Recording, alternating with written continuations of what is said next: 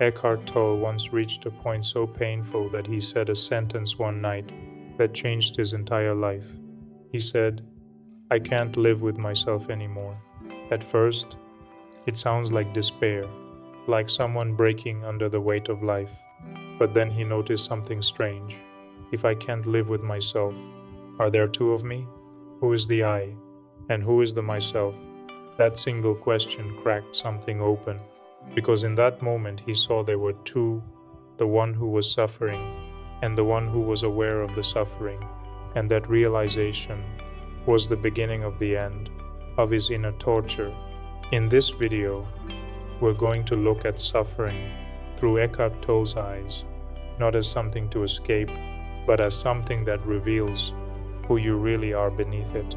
But to really understand why that realization changed everything, we need to look closely at what Eckhart Tolle actually means by suffering, because suffering isn't just pain, it's something much more subtle and much more personal. What suffering really is.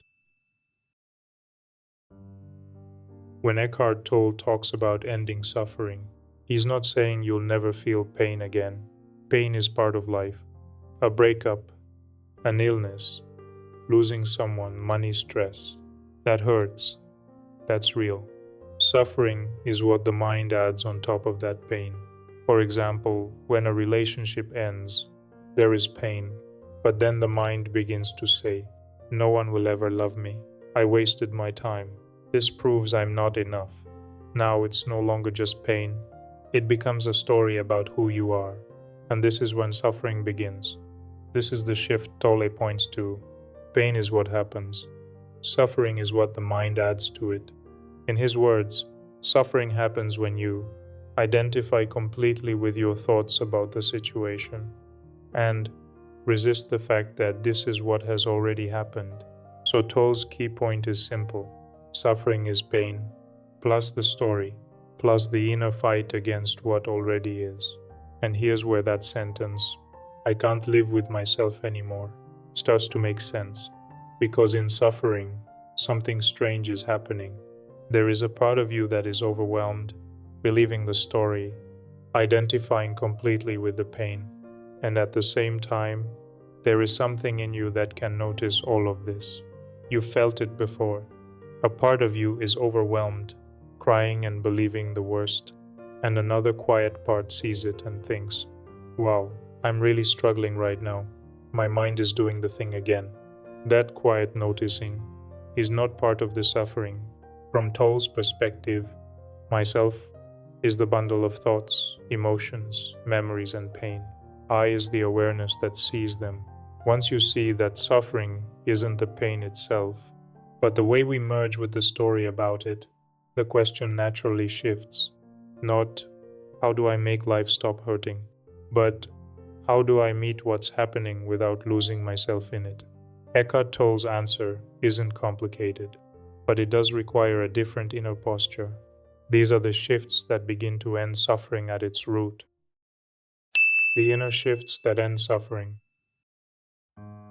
First, name it as suffering, not truth. When you feel yourself spiraling, instead of merging with every thought, pause and gently name what's happening. This is suffering. This is my mind resisting what is. This is a story my mind is telling right now. You're not denying the pain. You're just stopping the promotion from, "This is what I'm experiencing," to, "This is absolute truth about me and my life." The moment you can see suffering, you are no longer completely inside it. Second, feel it in the body, not just in the story. Next time the wave hits, anxiety, shame, heartbreak, instead of asking, "Why am I like this?" ask, "Where do I feel this in my body?" Chest, throat, stomach, face. Place your attention there. Breathe slowly and gently into that spot. Let the sensation be exactly as it is for a few moments. You're moving from thinking about the pain to feeling the raw energy of it. Tolle's point. When you stay with the feeling and awareness, without feeding the story, the pain can move and soften, instead of becoming another loop of suffering. Third, a soft yes to what already is. This is the hardest one for the ego and the most important. Instead of the inner, this should not be happening. I refuse this. My life is ruined. See if you can say a tiny, honest, right now, this is what I'm feeling. This is what has already happened. You're not saying, I love it, or this is good. You're just dropping the war with the fact that this is here, now. That soft yes ends the second layer of suffering, the fight with reality, even while the first layer of pain may still be present. In that space, awareness can breathe again. What starts to change, even if life doesn't. When you live like this, your life situation might not flip overnight. Painful things can still happen. Old emotions can still rise. But your relationship to them changes. You spiral less. You catch the story faster. You spend less time in, why me? This ruins everything. This means I am broken. Instead, moments start to sound like, there is a lot of fear in me right now. My mind is telling a very dark story. This hurts, and I can still breathe with it. You're not acting from blind panic as often. You pause more. You say fewer things you regret. You come back to the present moment sooner. Tolle would say, pain may still visit, but you're no longer making it your identity or your enemy.